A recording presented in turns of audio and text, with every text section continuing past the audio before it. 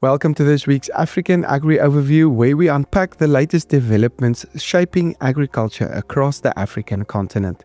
This week, we take a closer look at key factors influencing production, trade, input costs, and overall market conditions, and what they could mean for the sector in the weeks ahead.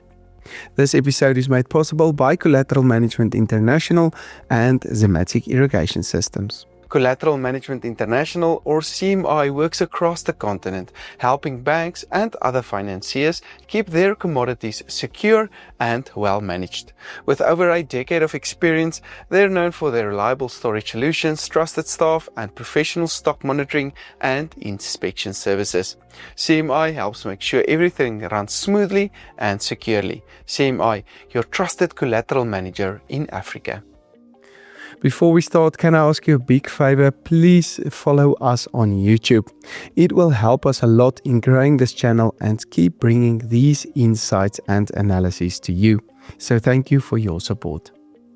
Good day. This week we look at the Tanzania maize market, where prices remain relatively high despite the healthy balance sheet outlook.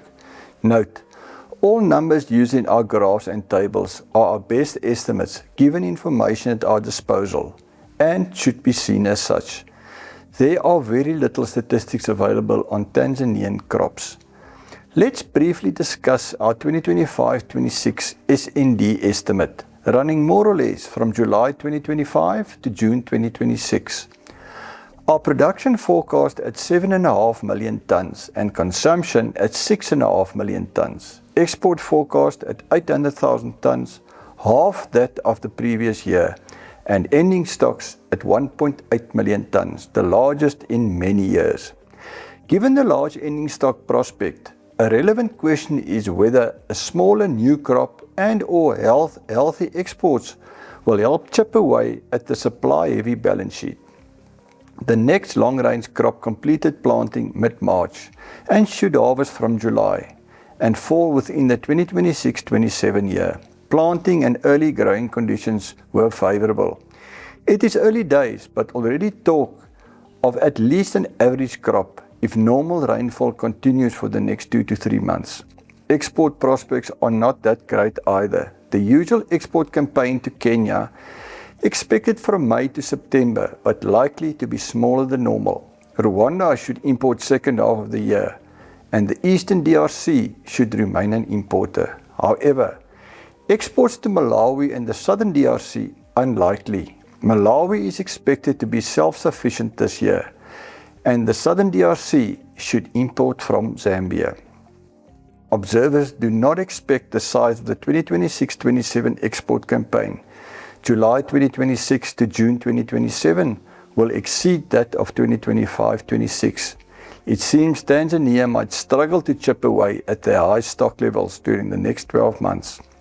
What does this mean for price trends? The next graph illustrates the Tanzanian maize price history. Current price in Dar es Salaam at $315 per tonne. Prices followed the usual expected trend, higher since September last year post-harvest. However, the upward trend stalled in December and prices actually traded marginally lower since then, against expectations. We believe the unexpected price weakness is the result of the supply-heavy maize balance sheet. The National Food Reserve Agency, government's procurement arm, and large traders, who are sitting on the majority of stock, are less effective in controlling flows to market. Prices moving sideways to lower since December has seen hoarders liquidate positions. We anticipate prices could move sideways short term, with perhaps some support when the Kenya import campaign gathers momentum May-June. However, once the new crop harvest commences, by July, the $250 per tonne level likely to be tested, see the blue line, and even the $200 per tonne level a possibility, see the yellow line. Next week, we will look at the South African market and how the potential record large new maize crop could affect regional flows and price trends. Remember, quality information improves decision making. Contact us for more detailed, tailored information.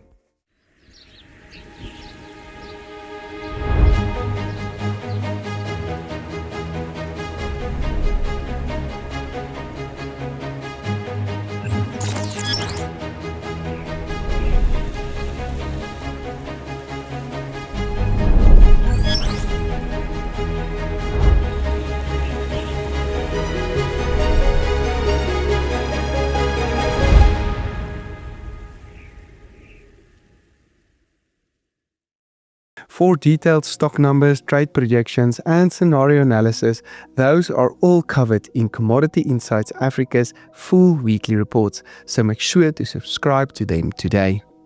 This episode was made possible by Collateral Management International and Zematic Irrigation Systems. Thanks for joining us this week. See you again next week.